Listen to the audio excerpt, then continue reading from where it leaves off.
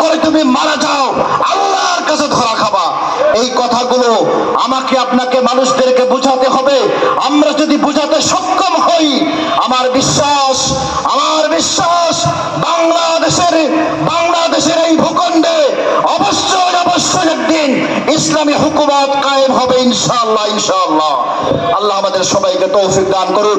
সর্বশেষ আমি একটি হাদিস পড়েছি, আল্লাহ রাসূল বলেছেন, ইযা কানা উমারাউকুম খিয়ারাকুম, এই দুনিয়ার মানুষেরা, যখন তোমাদের শাসকরা ভালো হবে, ইযা কানা উমারাউকুম, যখন তোমাদের শাসকরা ভালো হবে, ওয়া আগনিয়াকুম সুবাহাকুম, যখন তোমাদের ধনী শ্রেণীর মানুষেরা দানশীল হবে, ওয়া উমুরুকুম শুরা বাইনাকুম, আর যখন তোমাদের প্রত্যেকটি কাজ পরামর্শ ভিত্তিক হবে, ফাযহিরুল আরদি খায়রুম মিন বাতনিহা, তাহলে কবরের থেকে দুনিয়াটাই তোমাদের জন্য জান্নাতের বাগান।